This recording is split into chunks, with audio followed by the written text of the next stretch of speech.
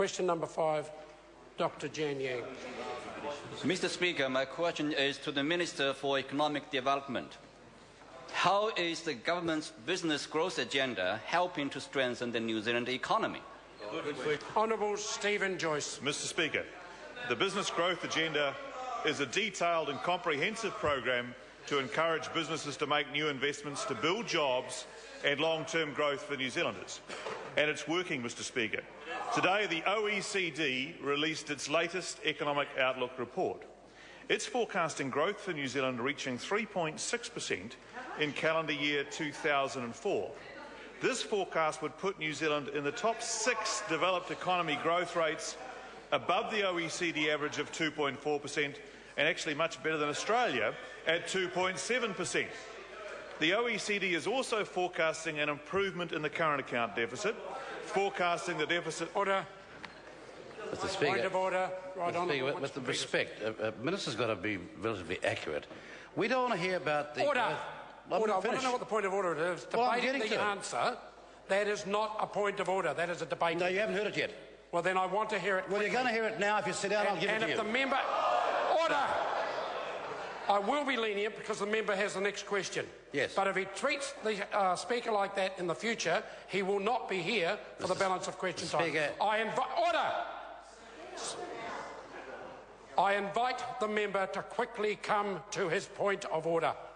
Mr. Speaker, the point of order is that he gave the growth report for 2004, 9 years ago.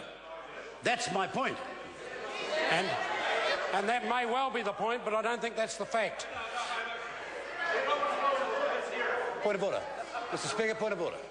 Point of order. Speaker, I invite you to check the Hansard now. And I will check the Hansard. Thank I you. invite the member to resume his seat. Yeah, well, don't debate before you... Honourable Stephen Joyce. Perhaps a little slower for the member. The OECD is forecasting growth for New Zealand reaching 3.6% in calendar year 2014, Mr. Peters.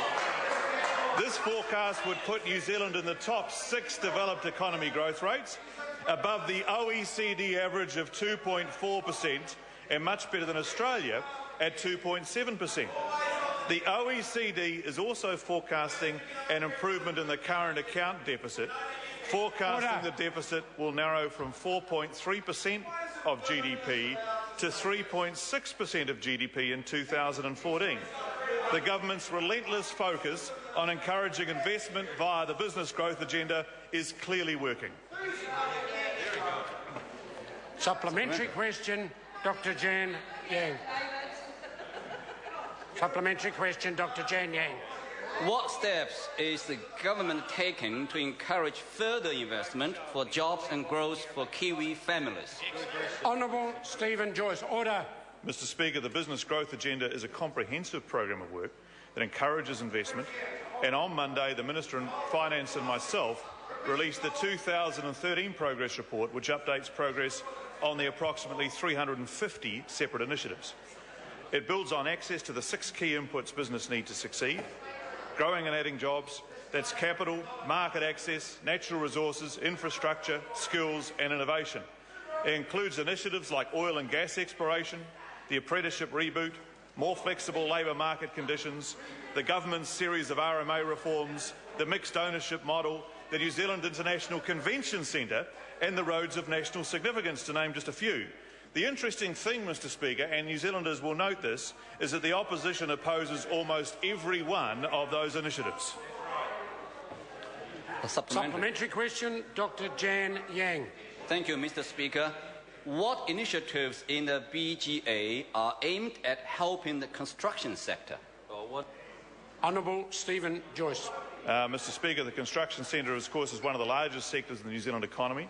It generates annual revenues of more than $30 billion and employs around 170,000 people. A big challenge in the sector is growing skills training to help meet the skilled employment requirements for the coming construction boom. The government's revamp of the apprenticeship scheme and the apprenticeship reboot is seeing very big numbers of people sign up for construction apprenticeships. We've also spent approaching $60 million in expanding priority trades at institutes of technology.